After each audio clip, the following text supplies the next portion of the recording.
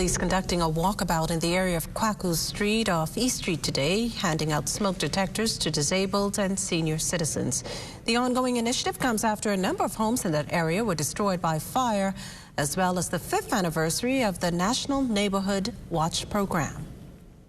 In the event of a fire, a smoke detector will be your first line of defense, your first line of safety. You're also supposed to install your smoke detectors away from the kitchen.